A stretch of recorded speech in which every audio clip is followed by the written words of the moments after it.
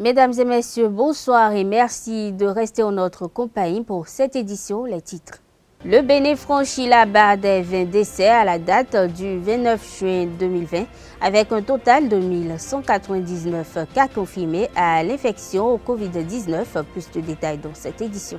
Au cours d'un déjeuner d'échange donné vendredi dernier à Cotonou par le président de l'association nationale des communes de Bénin, Luc Atropo, un plaidoyer a été adressé à l'État. C'est dans le cadre de création d'un guichet FADEC hygiène et assainissement de base. À l'occasion, le coordonnateur national du Conseil de concertation pour l'approvisionnement en eau et assainissement a abordé la nécessité pour le Bénin de considérer les efforts colossaux déployés pour l'accès universel à l'eau potable à l'horizon 2021. En raison de la pandémie du coronavirus, le comité exécutif de la Fédération béninoise football a décidé de mettre un terme aux activités footballistiques de la saison 2019-2020. Une décision prise ce lundi à l'issue de sa réunion via web. L'INER, nous y reviendrons. Alerte coronavirus. Attention, attention, le coronavirus se transmet très facilement et fait des ravages. Pour l'éviter, le port du masque de protection est obligatoire en tout lieu. Dans l'administration publique ou privée, dans les réunions, les rencontres, dans les marchés, les magasins, les boutiques et lors des déplacements, le port du masque est obligatoire. Même dans les lieux privés, dès lors que l'on n'est pas seul, le masque doit être le fidèle compagnon. Mais attention, le port de masque de protection ne dispense nullement d'appliquer les autres mesures de prévention, notamment le lavage des mains à l'eau et au savon et l'observance de la distance de sécurité sanitaire d'au moins 1 mètre entre personnes. Enfin, s'abstenir de porter des gants en vue du lavage régulier des mains à l'eau et au savon ou de l'application de gel hydroalcoolique. Pour tout savoir sur l'épidémie du coronavirus au Bénin, rendez-vous sur le site web www.gouv.bj/coronavirus. Ceci est un message du gouvernement de la République du Bénin.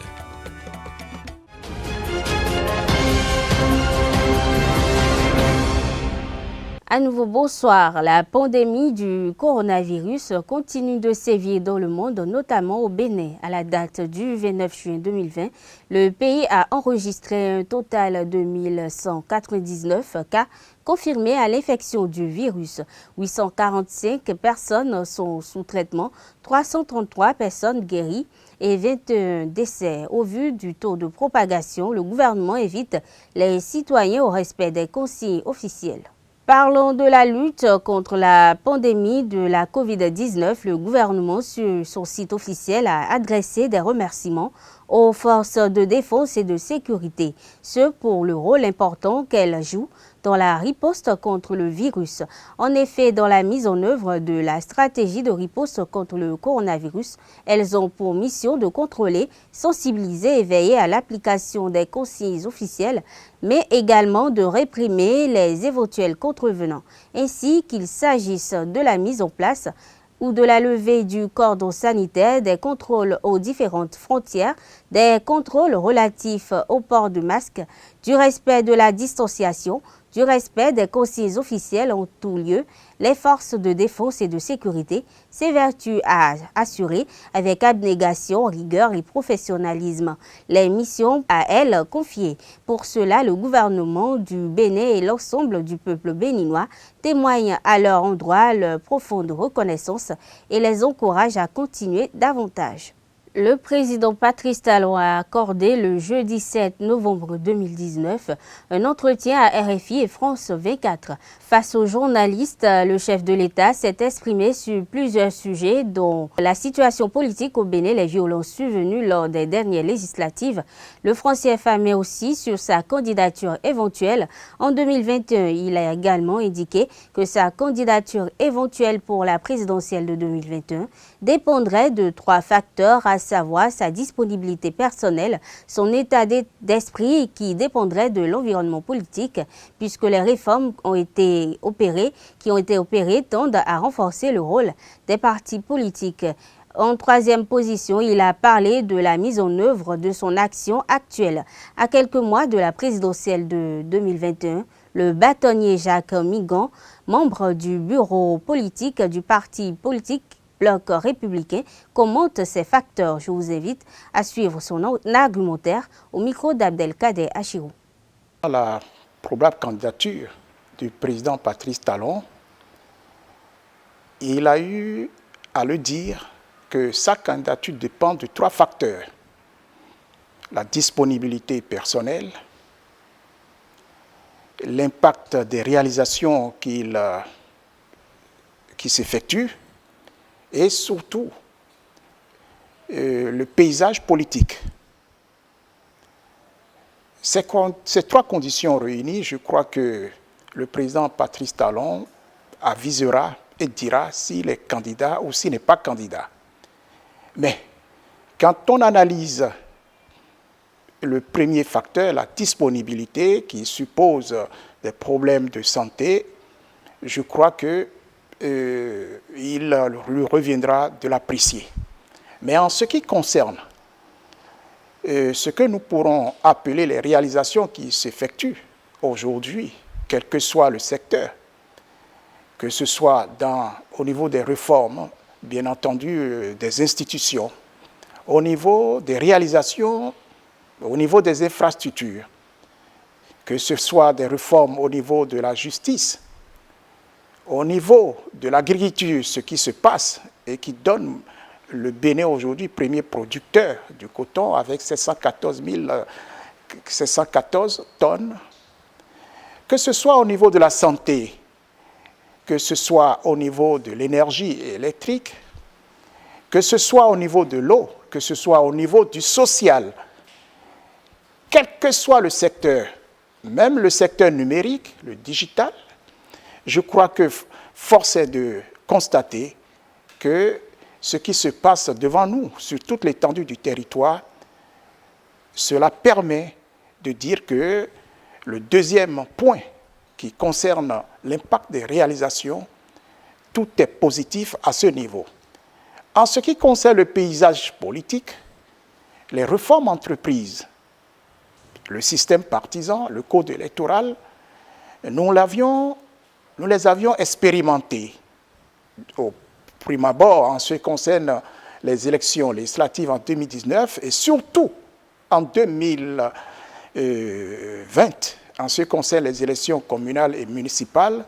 Je pense que ces dernières élections ont légitimé l'intérêt que les députés ont eu en votant ce code électoral, ce système partisan.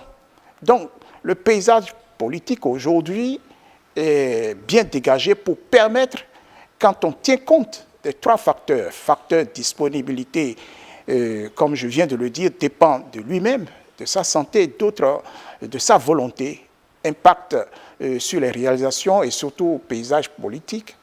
Ces 2 derniers points permettent de dire que oui, il peut être candidat et nous le souhaitons. Et personnellement, je souhaiterais qu'il continue les réalisations qu'il a entamées, ce qu'il a entrepris depuis 2016. Nous avions besoin encore de lui, d'une part pour qu'il continue ses réalisations, ses constructions, mais d'autre part pour qu'il consolide ce qui a déjà été fait. À 6 jours du démarrage du CEP 2020, la présidente de l'ONG demeure Damou Colombe Sacramento et des membres de son organisation sont allés exprimer leur soutien et leur solidarité aux candidats de l'école primaire publique d'Azon-Kanmen dans la commune de Zé. Des masques de protection et des désinfectants ont été remis aux 52 élèves de cette école en manque d'infrastructures à la satisfaction du corps enseignant et des parents. Carles Kitomé a assisté à cette séance de dons. Voici son compte rendu. Les responsables de l'ONG Demeure d'Amou sont allés équiper ce 30 juin les candidats au CEPE de l'école primaire publique d'Azon-Kanmen en masque de protection et en désinfectant. Et ce matin, nous ne sommes pas là uniquement pour les orphelins, mais nous sommes là pour tous les candidats de l'EPP Azon-Kanmen. Nous sommes là pour vous aider à composer dans de bonnes conditions pour les quelques jours d'examen. C'est 2 jours droits. La composition de la salle dit 2 jours droits. 3 jours. D'accord, durant les 3 jours. Donc, parmi les gestes barrières, vous savez qu'il y a le port du masque. D'accord? Donc, on vous a amené des masques confectionnés par l'ONG Dever d'Amou. Des masques que nous avons pris la peine de les bénir au nom de l'EPP, des candidats de l'EPP à Zonkamé. On est venu ici aussi avec des désinfectants. Les responsables de cette école et les représentants des parents d'élèves ont apprécié ce geste à sa juste valeur.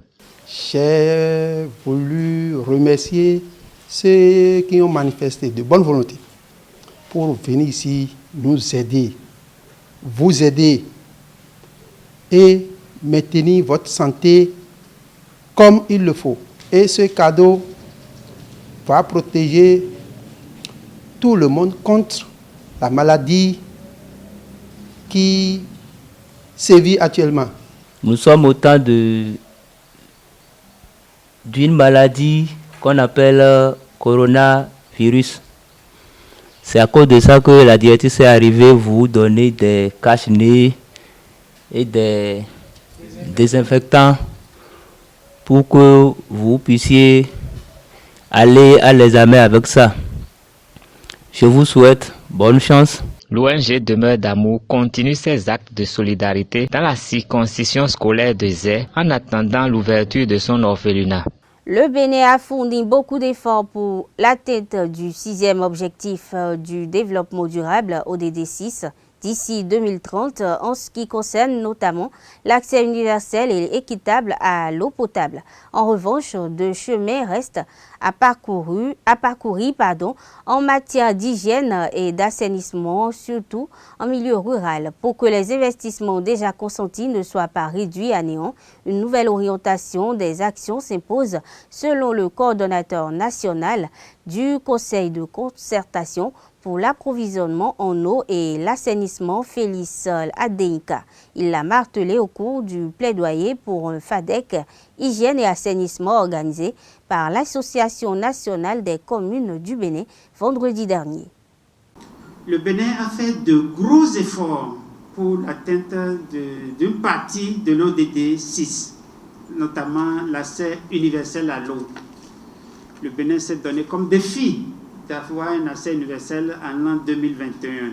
Je vous assure, même si on réalise son 10% de cet objectif, on aura fait tout que n'importe quel pays qui se sont engagés dans des ODD au sud du Sahara. Ça va être inédit. Mais notre crainte, c'est qu'on ne puisse fournir autant d'eau potable et qu'on boive de l'eau non potable. Parce qu'on va amener de l'eau propre jusqu'au niveau des communautés. Il faut l'hygiène et l'assainissement pour qu'on puisse boire de l'eau propre et ne pas tomber malade. C'est pour cela qu'il est important que nous puissions conjuguer nos efforts afin que tous ensemble, nous puissions faire de l'hygiène et de l'assainissement une priorité. Et la conception est globale, nationale. L'opérationnel, c'est le local. Nous pensons globalement, mais il faut agir localement. Nous sommes au dernier mile, c'est le dernier kilomètre, le last mile, le dernier kilomètre que nous poursuivons maintenant. Il ne faut pas qu'on ait des laissés pour compte. L'ODD 6 points dit l'accès universel à l'eau et à l'assainissement, sans oublier les personnes, les filles, les femmes et les personnes vulnérables. Et les vulnérables, c'est la société, c'est l'État, c'est les collectivités locales qui s'occupent de cette tranche de la population. C'est pour cela que nous n'hésitons pas à vous accompagner, Monsieur le Président, dans votre démarche d'avoir un financement local dédié à l'hygiène et à l'assainissement. Nous sommes prêts à vous accompagner sur ce chemin pour qu'au rendez-vous de 2030, le Bénin puisse être à ce rendez-vous-là, mais pas seulement pour une partie, mais pour la totalité de l'ODD 6. Au rythme actuel, qui est prévu pour 2030, c'est le siècle prochain que le Bénin va atteindre cet objectif-là. Donc il nous faut changer de rythme si on veut être au rendez-vous de 2030. Afin d'inverser les tendances, les acteurs impliqués ont mis en place en 2018 une version améliorée de la stratégie nationale de promotion de l'hygiène et de l'assainissement de base expérimentée entre 2012 et 2017. Cette nouvelle politique arrimée au ODD nécessite un financement global de près de 65 milliards de francs CFA, environ 5,5 milliards francs CFA par an. Lors du plaidoyer de l'ANCB, Mariam Traoré, spécialiste Watch UNICEF, a invité les partenaires étatiques et non étatiques à la mobilisation de ce financement parce que le Bénin perd chaque année plus de 50 milliards de francs CFA à cause des problèmes liés à l'hygiène et l'assainissement. On avait besoin seulement par an d'environ 5 milliards. Mais il y a une autre analyse qui a montré que le Bénin perdait 52 milliards chaque année pour régler des problèmes qui sont liés à l'assainissement. Et ces 52 milliards sont liés à tout ce qui est santé, tout ce que le Bénin perd. Parce que quand c'est pas sain, quand les plages ne sont pas saines, il y a beaucoup de touristes qui ne viennent pas. Quand il y a ce problème-là, il y a beaucoup de problèmes de psychose sociale et de retard de croissance des enfants. Quand il y a le problème d'assainissement, il y a tout ce qui est problème au niveau de l'éducation, au niveau de la sécurité alimentaire, il y a des problèmes. Parce que quand je suis malade, à cause de l'assainissement, je ne peux pas aller travailler. Et si je ne peux pas aller travailler, je ne peux pas faire de l'agriculture, je ne peux pas nourrir ma famille, je perds de l'argent.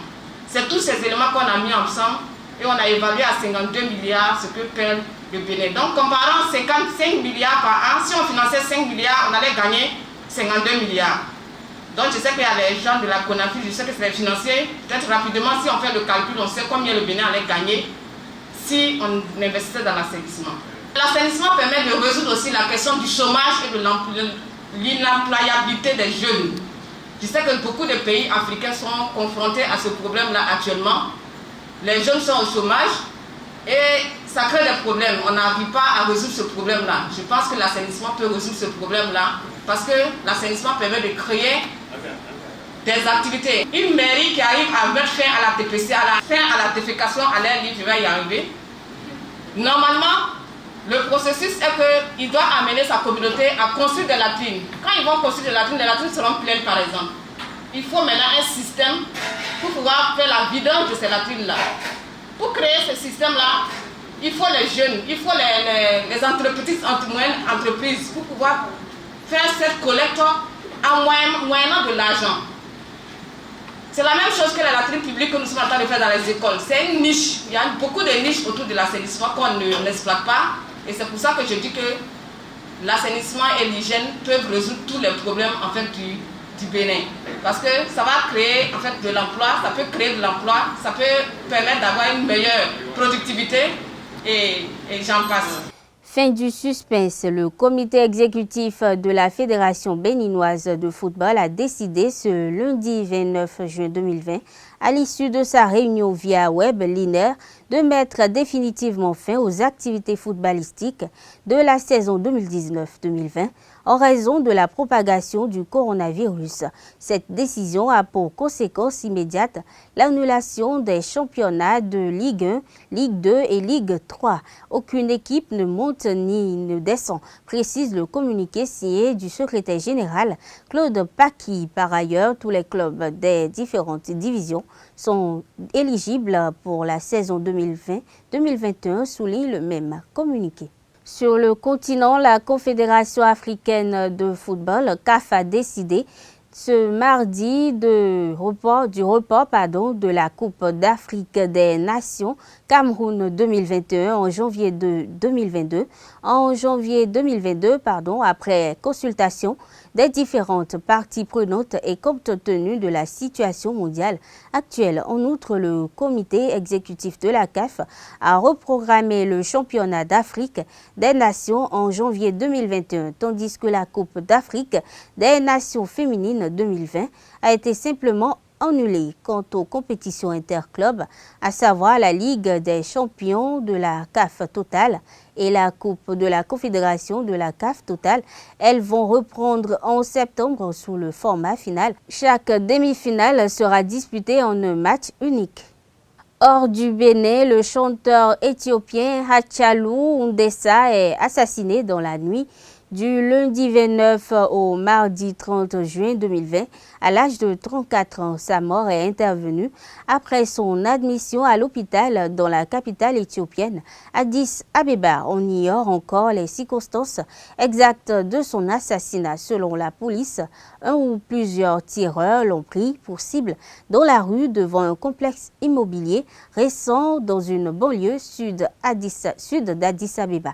Rappelons que ce dernier est un militant de la cause du peuple oromo et de ses malheurs depuis 2 siècles. Le Premier ministre Abiy Ahmed a aussitôt exprimé son chagrin devant la perte de cette précieuse vie. Il a ainsi ordonné un rapport d'enquête rapide, de même que la procureure générale éthiopienne Adanesh Abebe qui a juré que personne n'échapperait à la justice. Notons que la situation est particulièrement tendue. En plus de la coupure d'Internet, les lignes téléphoniques sont difficilement joignables depuis l'extérieur du pays. Plusieurs ambassades ont fait état d'échauffourées dans plusieurs endroits de la ville ainsi que dans la région de l'Oromia. Mesdames et messieurs, c'est tout pour cette édition. Merci de rester fidèles à Esaü Télévision. À demain.